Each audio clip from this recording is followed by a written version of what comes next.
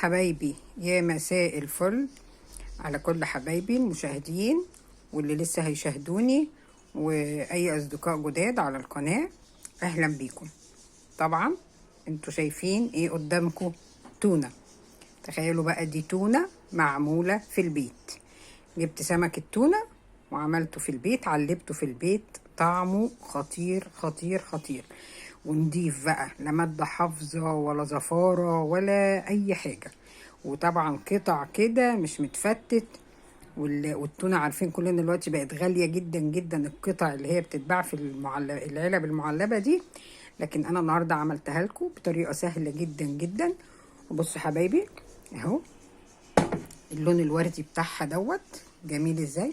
مش هتصدقوا، صدقوني اني انا عاملاه في البيت، وطعمه خطير جدا جدا. وصحتين وعافية ليكم ولكل المشاهدين. وطبعا المخللات اللي انا عاملاها لكم على الصفحة على القناة اهي، دي برضو انا اللي عاملاه، ليمون معصفر، خشوا على القناة هتلاقوها. وكوكتيل المخللات دوت برضو انا عملته ومسجله لكم على الصفحة، خشوا على اللينك هتلاقوه. ودي بقى حاجة جديدة، فاصوليا مخللة طعمها لذيذ برضو، نزلت لكم بيها على القناة.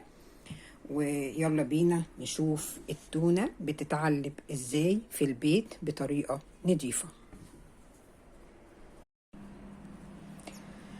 اول حاجة بعملها بجيب التونة وهي سليمة طبعا، بفتحها وانضفها حلو، واشيل المصارين اللي فيها، واشيل عرق الدم اللي بيبقى في النص ده كده، لان لو سيبته بيعمل زفارة.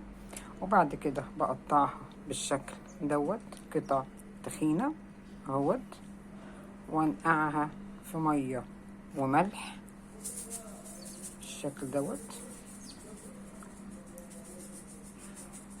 وكل ساعتين اغير لها المية والملح بتاعتها كده. وبقطع ليمون طرنشات، وبعصر ليمون جامد عليها، وبحط قشر الليمون في المية بتاعت النقع علشان تشيلي الزفارة وتخلي ريحة السمك حلوة وما يبقاش فيه اي زفارة في السمك خالص. هنقعد ساعتين ننقع فيها ونعاود نغير المية ونحط ملح وليمون. نعمل كده مرتين او 3 لحد ما تشمي التونة، تلاقي ريحتها حلوة وما بقاش فيها ريحة زفارة. مرتين او 3 بالكتير قوي حسب نوع التونة اللي انت بتشتريها. اوكي، لو في الصيف هنحجز التونة خلال الساعتين دول في التلاجة. لكن احنا في الشتاء اهو دلوقتي ودرجة الحرارة منخفضة والجو حلو قوي، مش هيجرى لها حاجة، يا دوبك بغطيها اوكي، وبسيبها ساعتين عادي بره التلاجة، لان الجو ساقعة دلوقتي. متنسيش لو في الصيف هتحطيها في التلاجة عشان ما تبص منك، درجة الحرارة بتبقى عالية قوي. اوكي، هخلص الخطوة دي بتاعة النقع هوريكم الفرق ما بين ما قبل ما بنقع. دي طبعا انا تاني خطوة دي، لاني بصوا لونها ابتدى يحلو ازاي اهي. كانت هي طبعا حمرا دم كأني دبحة خروف، لكن بصوا لما نقعتها في المرة الاولى بقت بالشكل ده. وبقطعها سميكة كده علشان نكمل باقي خطواتنا، لازم كده تقطع سميكة حلوة.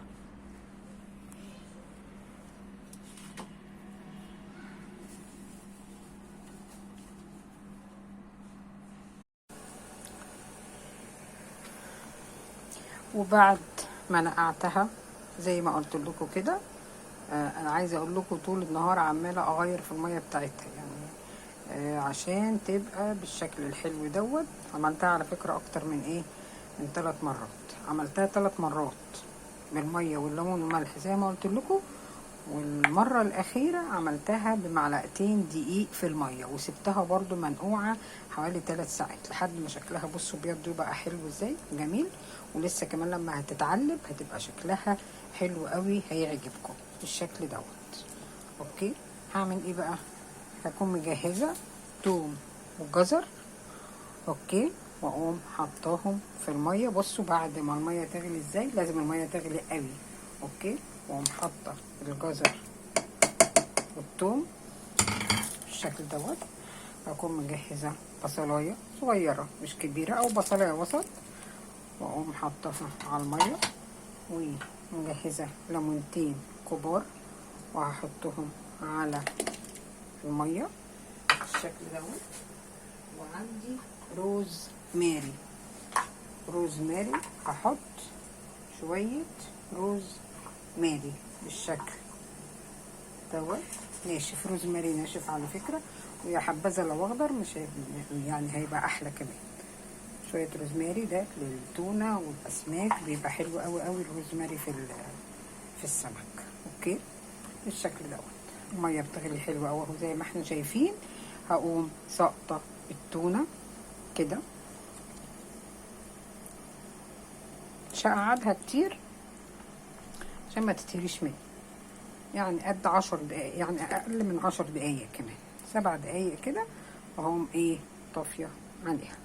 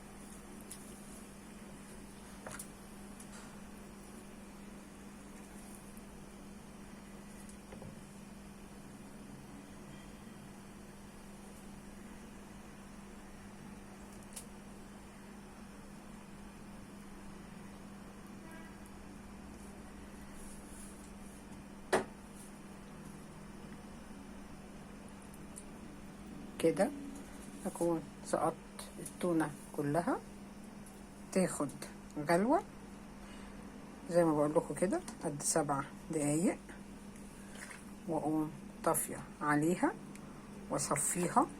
ومش هرمي الميه بتاعتها طبعا. انا نسيت اقول لكم هنحط معلقه ملح ايه، واحده كبيره.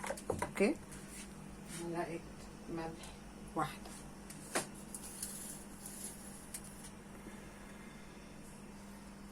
معلقه ملح كبيره انا طبعا عشان عارفه العيار. اوكي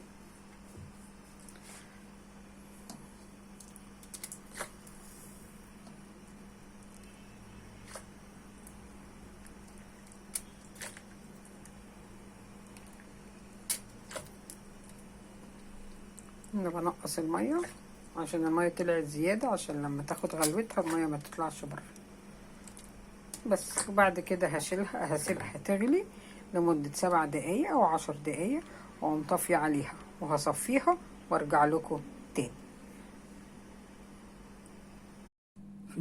اهو يا حبيبي، اهو يا حبايبي، اهو يا حبايبي التونة بعد ما صفيتها وبردت بقت بالشكل دوت.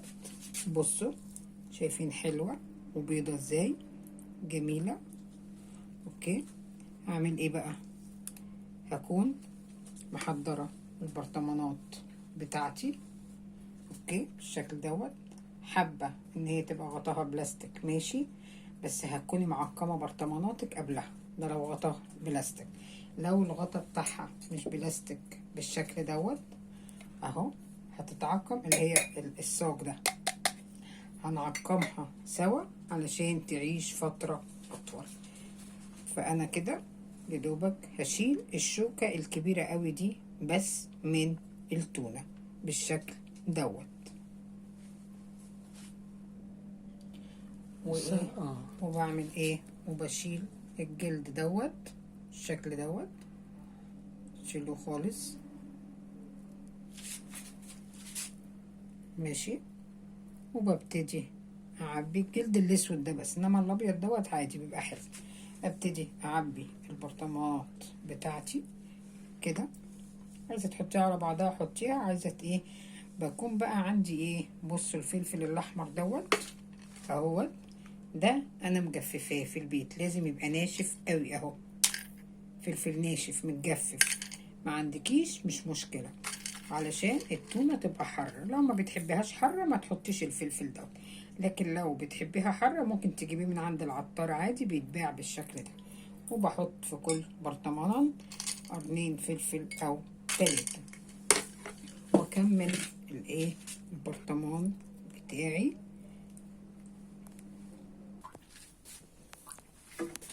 وبكده انا عبيت البرطمانات اهوت. الميه بتاعه سلق التونه انا ما رميتهاش، صفيتها بالشكل دوت. وهعبي ايه بقى يا حبايبي؟ 3/4 البرطمان ميه بالشكل ده كده اهو، 3/4. وهسيب اللي فوق هحط ايه؟ معلقه خل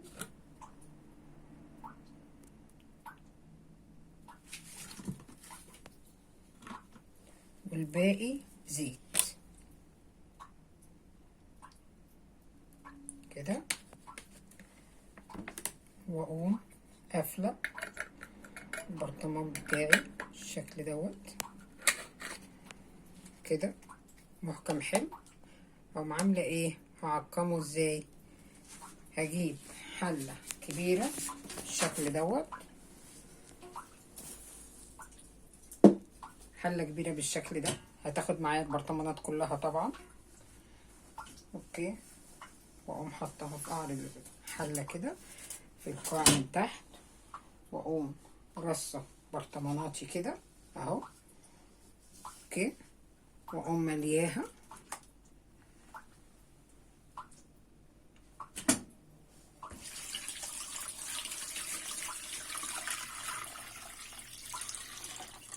بحيث مش مليها قوي. بصوا انا حطيت الميه يا دوبك اهي، عامله لحد هنا كده بس. واولع عليها واغطيها بعد ما هرص برطماناتي كلها، واغطيها واسيبها نص ساعه تغلي وتعقم البرطمانات. وبكده ابقى انا عقمت البرطمانات بتاعتي.